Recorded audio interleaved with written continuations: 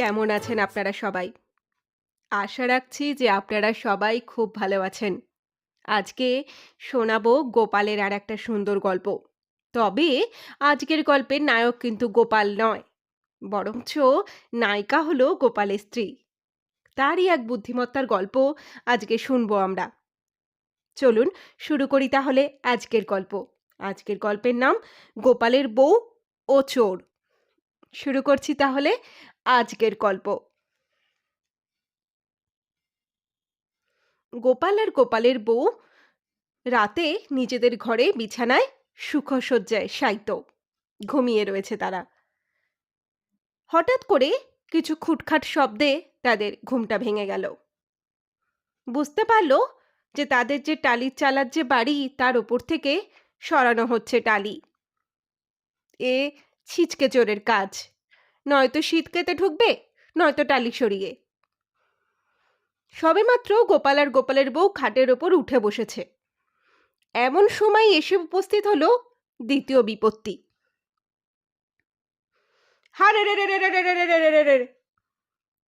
হারেরে শব্দে নিশুতি রাতের নিস্তব্ধতাকে খান খান করে একদল ডাকাত এলো গোপালের বাড়ি। বাড়ির চালার ওপর চোর আর সদর দরজার সামনে ডাকাত। এই উভয় সংকটে দুজনের অবস্থা সত্যিই বেহাল। বাড়িতে যে অল্প পরিমাণ গয়নাগাটি বা দামি জিনিসপত্র ছিল তা একটা পুটুলিতে বেঁধে দিল গোপালের বউ। গোপালকে বলল খিড়কির দরজা দিয়ে তাই নিয়ে আপাতত বাইরে বেরিয়ে যেতে, যাতে সেই সামান্য সম্পত্তিটুকু রক্ষা করা যায়। গোপাল মনোগতভাবে ইচ্ছুক না হলে পরেও স্ত্রীকে তার মনে মনে বিশ্বাস ছিল। সে খিড়কির দরজা দিয়ে বেরিয়ে খানিক দূরে গিয়ে বাড়ির ওপর লক্ষ্য রাখতে লাগলো। গোপালের স্ত্রী গোপাল বেরিয়ে গেছে দেখে খানিক তফাতে নির্দিষ্ট সময় বজায় রেখে সদর দরজা খুলে দিল। ডাকাতেরা ঢুকে পড়ল বাড়ির ভেতরে। ডাকাত সরকার ভেতরে ঢুকে গোপালের স্ত্রীকে দেখে বলল, সিন্ধুকের চাবি দে, নইলে এই মুহূর্তে তোর ইজ্জত লুটবো। গোপালের স্ত্রী বলল, আগে চাবি আমার কাছে নেই, চাবি কর্তার কাছে। লাল চোখ দুটো ভয়ঙ্কর করে তুলে দাঁত কড়মড় করে সর্দার খিঁচে উঠল। কোথায় পালালো সে? আগে ছাদে বসে আছে।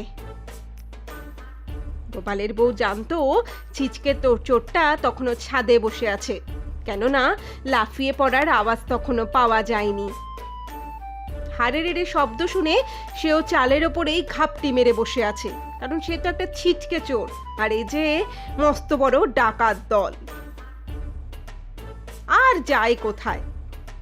গোপালের বউয়ের ছাদে বসে আছে বলা মাত্রই সর্দারের হুকুমে চোরটিকে কর্তা বলে ভুল করে ডাকাতের দলেরা ধরে আনলো ডাকাত সর্দারের সামনে।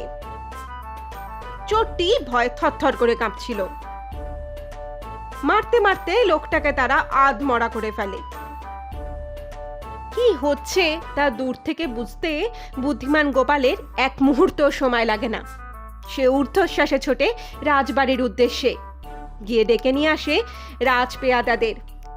সকলেই রাজা কৃষ্ণচন্দ্রের আদরের পেয়ারের গোপালকে খুব ভালো করেই জানত। তাই গোপালের এক ডাকেই রাজপেয়াদারা এসে হাজির হয় গোপালের বাড়িতে গোপালের সঙ্গে। সশস্ত্র প্রহরীর কাছে ধরা পড়ল ডাকাত দল। চোরটিকে কর্তা সাজিয়ে গোপালের স্ত্রী কিভাবে ডাকাতের হাত থেকে রক্ষা পেয়েছে তা শুনে পাড়ার লোকেরা তার উপস্থিত বুদ্ধির প্রচণ্ড প্রশংসা করতে লাগলো। আর অনেকে তো হাসতে হাসতে পেটে তাদের খিল্লি ধরে গেল। শেষে ত্রাণকর্তা চোরটিকে সেবা সুস্থ করে তোলা হলো। সে চলে গেলে গোপাল শেষ রাতটুকু বীরঙ্গনা স্ত্রীর সঙ্গে পরম নিশ্চিন্তে সুখপ্রদ শয্যায় অতিবাহিত করল। একদিকে চোরকে কর্তা বলে কর্তাকে বাঁচানো, ওপর দিকে রাজপ্রহরী নিয়ে এসে ডাকাতদেরকে ধরিয়ে দেওয়া। চোর এবং ডাকাত উভয়ের সমন্বয়ে আটকা পড়ল রাজ কারাগারে।